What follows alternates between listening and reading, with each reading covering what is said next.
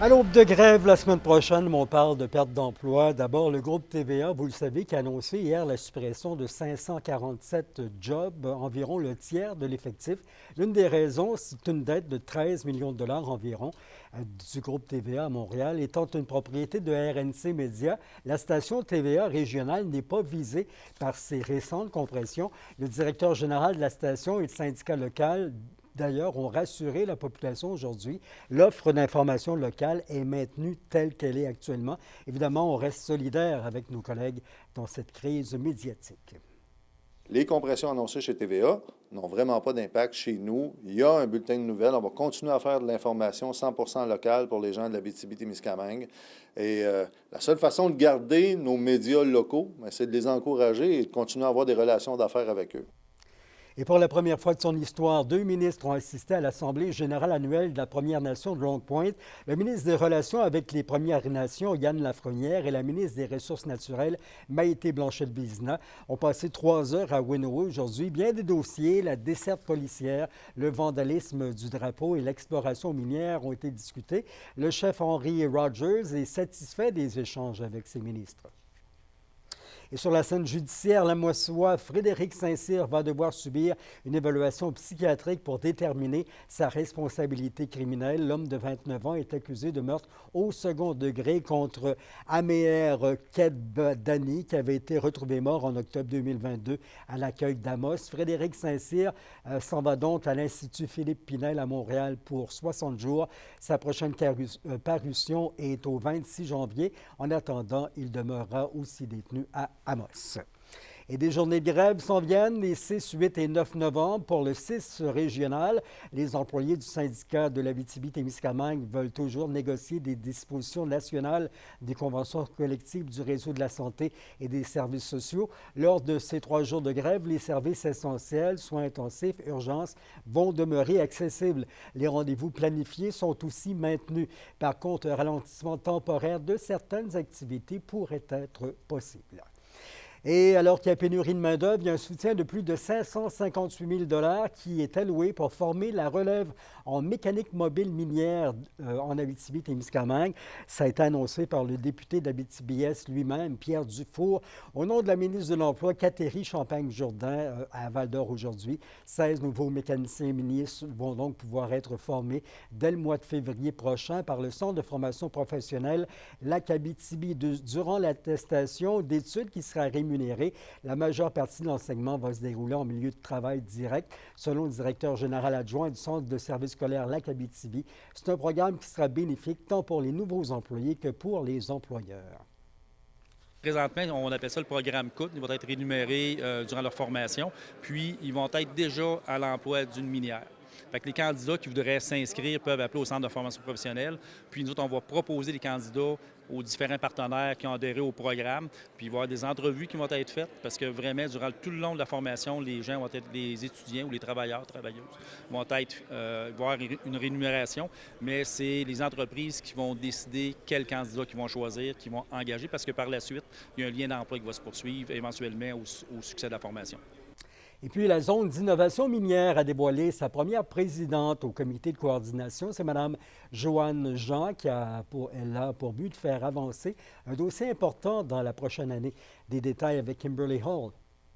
Joanne Jean est officiellement présidente du comité de coordination de la zone d'innovation minière de Rouyn-Noranda, l'AZIM. Son mandat pour la prochaine année, obtenir une reconnaissance officielle de la part du gouvernement du Québec, notamment au plan financier. L'ex-rectrice de l'Université du Québec en Abitibi-Témiscamingue sera épaulée par une vingtaine de personnes sur le comité. Je vais essayer de mettre tout mon savoir, mon expertise pour qu'on puisse arriver à faire en sorte qu'on obtienne la désignation, parce que la désignation, ça vient avec des moyens, des outils, des sous. Donc, les prochaines étapes, il faut convaincre les gens d'Investissement Québec qui vont être ici la semaine prochaine, convaincre après ça le ministère de M. Fitzgibbon. D'ailleurs, plusieurs éléments de l'AZIM interpellent la nouvelle présidente. C'est vraiment le projet de milieu de vie, le projet de savoir, le projet de recherche, le projet d'expertise qui m'a vraiment séduite. Moi, je pense qu'on a ce qu'il faut en Abitibi-Témiscamingue pour arriver à ça. La mairesse de Rouyn-Noranda, Diane Dallaire, est confiante que la nouvelle présidente est la personne la mieux qualifiée pour atteindre les objectifs. Heureux qu'elle ait accepté vraiment avec sa nomination. On passe à une vitesse supérieure. On avance encore dans le projet, puis on est confiant d'obtenir une reconnaissance du gouvernement. Rappelons que l'ASIM permettra à terme aux experts de développer des idées innovantes. Le but est d'assurer le rayonnement de l'industrie minière en Abitibi-Témiscamingue et ailleurs dans le monde. Plusieurs sujets vont être abordés prochainement. Comment on va faire pour que toutes les technologies de robotisation puissent devenir vraiment efficientes et qu'on puisse extraire du minerai de façon différente, plus sécuritaire et de façon plus responsable, et préparer l'avenir avec la circularité des métaux. Donc, comment on va faire pour qu'une fois que ces métaux-là soient sortis, on ait les bons réflexes pour trouver le moyen de les recirculer à l'infini? Kimberly Hall, RNC Nouvelles. Et la fête est terminée pour cette année. C'est hier qu'a pris fin la 42e édition du Festival international du cinéma. En Abitibi-Témiscamingue, les films lauréats ont été dévoilés. Le film « Dis-moi pourquoi ces choses sont si belles » de Lynn Charlebois remporte le prix Hydro-Québec. Le court-métrage « Faire un enfant » d'Éric Kaboulian a reçu le prix Crave. Et le grand gagnant du prix animé TVA Abitibi-Témiscamingue a été remis au court-métrage « Pig » de John Lewering. L'entreprise gagnante du concours de vitrine pour RNC Média et le Centre de services scolaires de Rouyn-Noranda. Ça a été fantastique, vraiment un bon esprit d'équipe, puis c'est fantastique. La soirée de ce soir, la remise des prix avec le film « Dis-moi pourquoi ces choses sont si belles », ça a été extraordinaire, c'est un film extraordinaire, alors pour nous, c'est merveilleux. Faire un festival de cinéma, c'est rendre les gens heureux.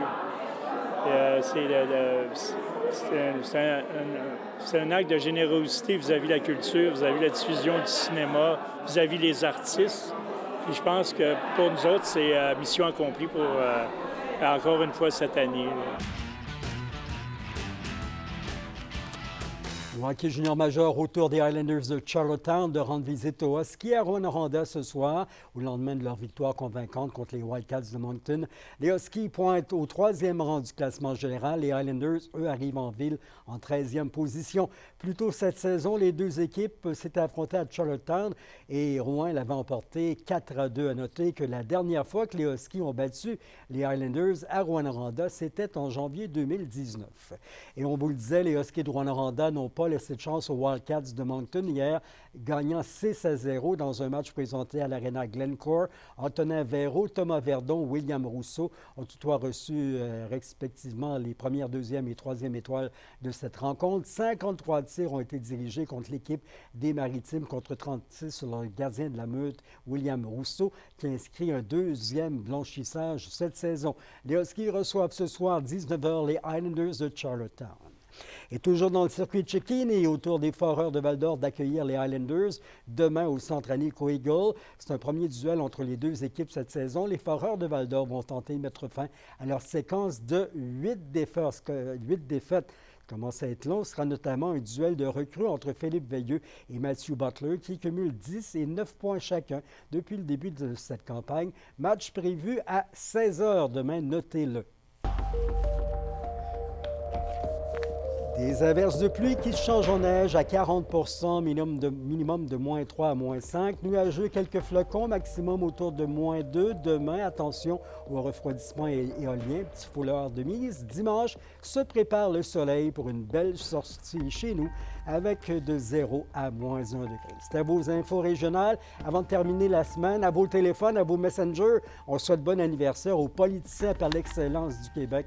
Joyeux 78e, c'est ça, à M. François Gendron, notre leader de la politique québécoise qui travaille fort ces jours-ci à la campagne de financement de la Fondation de l'UQAM. Bon week-end à tous. Lundi, 17h06, c'est un rendez-vous à voir.